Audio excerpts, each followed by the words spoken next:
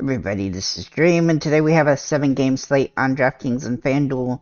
We have some pretty decent games here, though we do have a lot of injuries.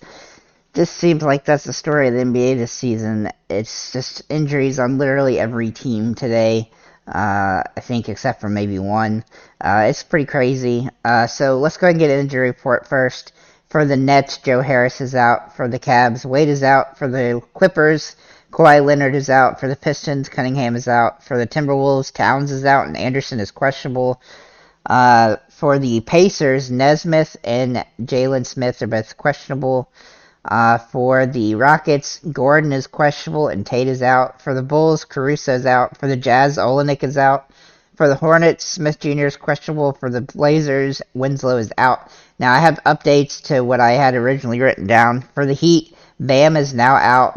Butler is questionable, and Vincent is questionable, and then Dedmon is out. I assume that Udonis Haslem is going to start at center because I just don't have anybody else. Then for the for the Pelicans, Herb Jones and Ingram are both out. Zion is also out, and Nance is questionable. So we have a ton of injuries today. For a smaller slate, it's an average size slate. That's a lot of injuries, especially with two teams having a whole bunch of dudes out, and who knows who's going to end up starting at this point. So let's go ahead and get into the players I do like here on FanDuel, on DraftKings. So we're going to start with Mike Conley here for the Jazz. He's a little bit underpriced. Now, he hasn't been playing particularly well lately. He's had some rough games, but his minutes are still there, so it's just a matter of him getting back on track and scoring the ball better. He definitely has the capability, as most of the season up until the 19th of November, he was having 25 plus fantasy points literally every game. So I expect him to get back on track. His price has come down quite a bit from where it was, so I suspect he'll be fine and probably start getting going again here. This is a pretty decent matchup for him to have a good game in. Then we're going to look at Zach LaVine for the Bulls. This is a nice matchup against Houston. He's been playing really well lately. Both him and DeRozan are both just playing well, and I really like what he's doing. His price point has come back up a little bit, but he's still just been playing super solid, and so I like him as a nice play on this particular slate with the price point and everything else. Then we're going to look at Jaden Ivey, who has been playing pretty well as well. He's had a couple off games, but for the most part, his price point is pretty fair for his potential in this particular matchup. His price has come down some from what it was at its peak, but it is up a little bit from what it was the last few games, but that's mostly because he's playing well, and I expect that to continue. Jordan Clarkson also looks interesting today for Utah against the Spurs. He seems like he's played really well lately. He's had a couple off games, but he's had some really big games as well, so he definitely has that opportunity in this plus matchup against the Spurs. Then we're going to look at CJ McCollum. Now, I had to add him at the last minute because of the injuries to the Pelicans being announced. He should get all the run he can handle with Zion being out as well, including Ingram and Zion.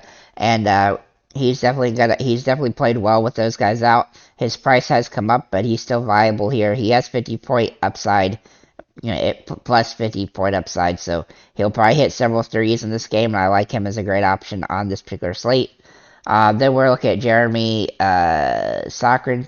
Now, he's been playing well as a starter the last few games, and I expect that to continue. Assuming he ends up starting again, he's just been playing really well, and I really like how he's playing at his price point. Evan Mobley also looks interesting, though he hasn't been as good since Jared Allen has come back, but his price point has come down some, which gives him some upside here. But do keep in mind that he does need to get a double-double for himself to really pay off. But the minutes are still there, so it's just a matter of, situation. DeMar DeRozan also looks interesting today for the Bulls. He's just been playing extremely well lately. He's had a couple off games, but his price point is pretty fair for what he can do, and he's been pretty consistent for most of the year, being solid. Then Jabari Smith for Houston looks pretty interesting today at $5,300. He's been playing a lot of minutes lately, and around 30 or so a game, and he's getting better as he goes, so I expect that to continue here. He is a little bit up and down, but he's got a nice matchup here, and I expect him to play well. and then Trey Murphy. Now, there's other guys on the Pelicans that could look really interesting today, too. But right now, he's my favorite shot because of Zion being out.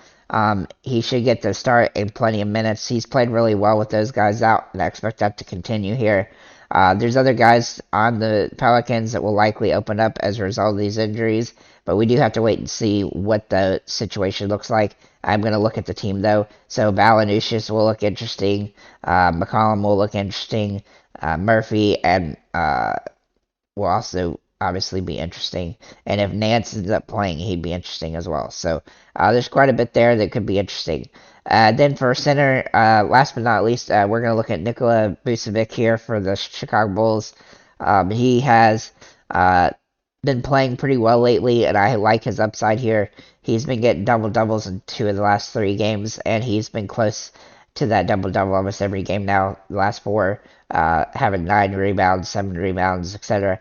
But he's been having really good fantasy outputs, and his price point is still pretty good, so I think he's viable on this slate in a plus matchup against Houston. And then also we're going to look at Walker Kessler for the Jazz, who has been playing really well with Olynyk out, and I expect that to continue here. He's really seemed to take the mantle away from Vanderbilt, and I expect that to continue in this matchup. He's just a really solid player.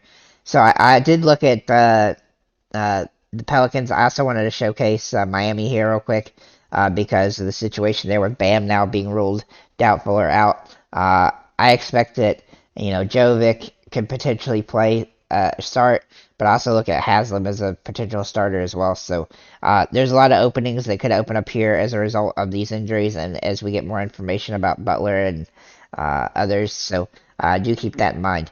So let's go over here to FanDuel and take a look at what we do like over here.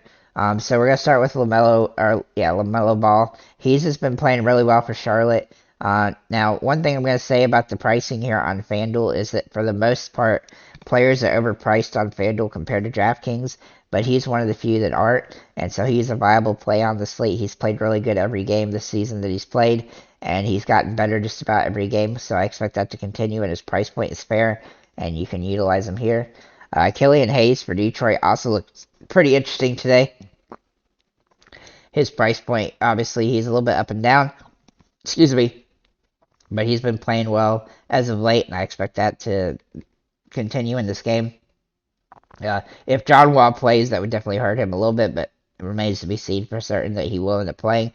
Then Damian Lillard, he looks interesting today. He's been playing up and down throughout the season, but with he's finally got back on track for the most part when it comes to his injuries and stuff like that. So I expect him to have a full complement of minutes. He's only had that the last 3 or so games, and to play really well in this matchup against Charlotte, who's pretty weak. Then we're going to look at Zach LaVine here for Chicago, against Houston. He's been playing really well, and his price point is still pretty good on FanDuel, and so I definitely like him as a good option.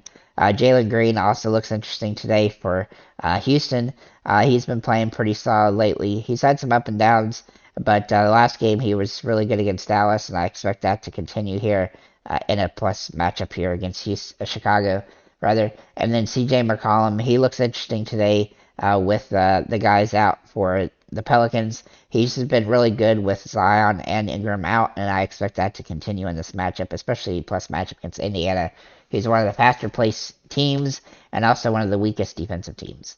Then we'll look at Anthony Edwards for the Timberwolves. He's been playing pretty solid with the guys out here, and his price point has come up, but he's still viable. He needs 45 fantasy points to 5x. DeMar DeRozan looks pretty safe on the slate, even though he's a little bit more expensive than he is on DraftKings. He's been playing pretty solid lately. He's been a little bit up and down all season, but he is pretty consistent, more so than a lot of guys are. Then we're going to look at Marcus Morris for the Clippers.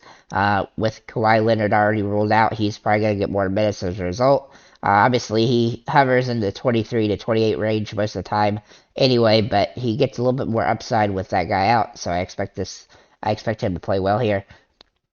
And then Trey Murphy for the Pelicans. He looks like he's a really solid option with all the injuries to the Pelicans. There's some other guys on the Pelicans that will definitely open up potentially as we get more information about their team, but I do like him as a great option here. And then Walker Kessler for the Jazz. He's played pretty solid with Olenek out, and I expect that to continue here. He's not quite as ideal due to the price point, but he's still viable here. Then Vucevic for the Bulls is also very interesting today. He's played really well the last few games, and his price point has come back up some, but he's playing solid, and as long as he continues to do that, he's going to be somebody I'm going to try to roster. And I'm also going to mention Sengun for the Rockets. He seems like he's gotten back on track the last few games, and so he's definitely worth taking a look at his price point. He gets around 25 to 30 minutes most games, so I expect that to continue, and he has some upside in this matchup.